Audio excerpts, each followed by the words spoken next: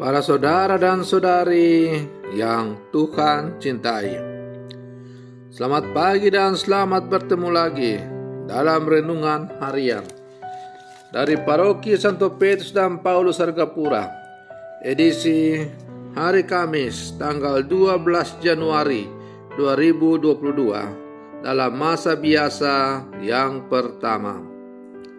Mengawali hari yang baru ini, kita hendak mendengar dan merenungkan sabda Tuhan. Marilah sebelum kita mendengar dan merenungkan sabda Tuhan, kita berdoa. Dalam nama Bapa dan Putra dan Roh Kudus. Amin.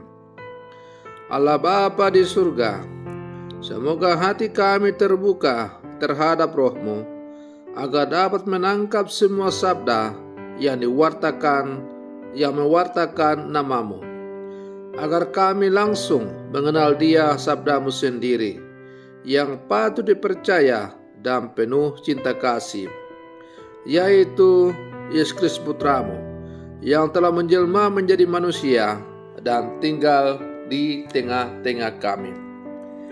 Bersabdalah ya Tuhan, kami siap untuk mendengarkan.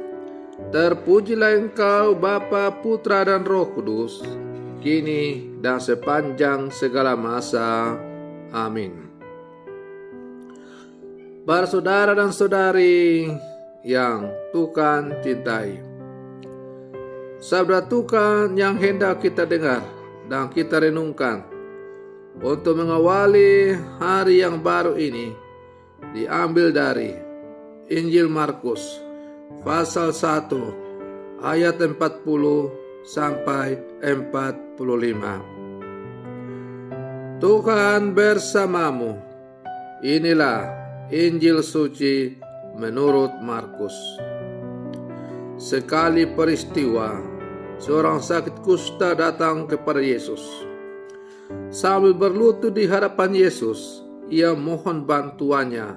Katanya, "Kalau engkau mau, engkau dapat mentahirkan aku." Maka tergeraklah hati Yesus oleh belas kasihan. Lalu ia mengulurkan tangannya, menjamah orang itu dan berkata kepadanya, "Aku mau, jadilah engkau tahir." Seketika itu juga lenyaplah penyakit kusta orang itu dan ia menjadi tahir. Segera Yesus menyuruh orang itu pergi dengan peringatan keras, katanya, "Ingatlah, janganlah engkau memberitahukan hal ini kepada siapapun, tetapi pergilah, perlihatkanlah dirimu kepada imam dan persembahkanlah untuk pentahiranmu persembahan yang diperintahkan oleh Musa sebagai bukti bagi mereka." Tetapi orang itu pergi, menceritakan peristiwa itu dan menyebarkannya kemana-mana, sehingga Yesus tidak dapat lagi terang-terangan masuk ke dalam kota. Yesus tinggal di luar kota, di tempat-tempat yang sepi. Namun orang terus juga datang kepadanya dari segala penjuru. Demikianlah sabda Tuhan. Para saudara dan saudari yang Tuhan cintai, dalam menjalani kehidupan ini, kita terkadang bahkan sering melihat bahwa banyak orang menunda-nunda sesuatu karena merasa selalu ada hari esok. Misalnya, orang menunda untuk menyelesaikan pekerjaan. Hal yang dilupakan adalah kenyataan bahwa dengan menunda sesuatu, kita sebetulnya sedang menumpuk pekerjaan atau tugas. Menunda berarti kita telah kehilangan atau menyanyiakan waktu yang ada, karena waktu yang hilang tidak akan bisa tergantikan lagi. Begitu pentingnya waktu, sehingga melalui bacaan hari ini, misalnya bacaan Injil, menjadi suatu nasihat yang baik bagi kita agar tidak menyia-nyiakan waktu yang ada. Selagi kita masih dalam kondisi yang baik, maka lakukanlah sesuatu sebaik mungkin dan jangan sekali-kali menunda tugas dan pekerjaan.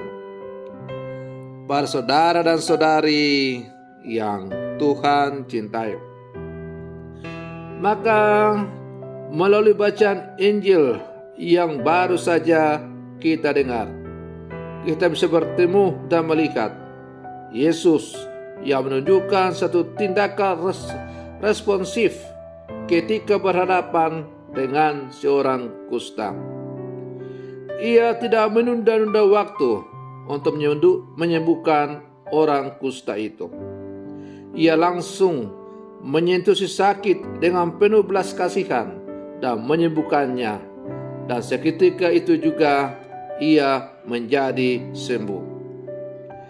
Hal ini sangat berbeda dengan perlakuan orang kebanyakan kepada penderita kusta. Ia kerap diperlakukan tidak adil dan sering dijauhkan dari masyarakat. Karena itu, Yesus memberikan kesembuhan bagi si kusta itu, tidak hanya dalam hal fisik, tetapi juga dalam hal batin. Tubuhnya yang penuh dengan kusta disembuhkan. Ia yang dijauhkan dari masyarakat pun diterima kembali.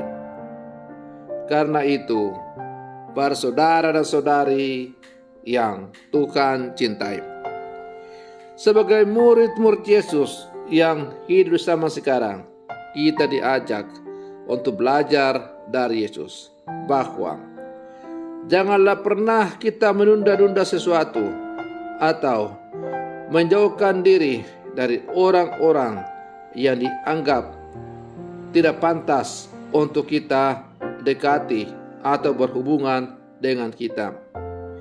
Janganlah pernah kita anggap diri sebagai orang yang sempurna, orang yang benar, orang yang bersih, dan karena itu kita merasa jijik dan kotor untuk bersentuhan atau berhubungan dengan orang yang kita anggap sebagai pendosa. Sebagai murid-murid Yesus, kita juga menderita berbagai macam penyakit kusta yang ada dalam diri kita. Karena itu, kita perlu untuk datang kepada Yesus dan kemudian memintanya untuk menyembuhkan berbagai macam penyakit kusta rohani yang ada dalam diri kita. Sekaligus juga dengan dibersihkan dari berbagai penyakit kusta rohani, maka kita akan bisa melihat dunia sekitar dan sesama kita dengan cara yang baru. Maju terus dalam kehidupan iman. Semoga kita semakin sempurna seperti murid-murid sejati apa adanya. Semoga demikian. Selamat pagi. Tuhan Yesus memberkati.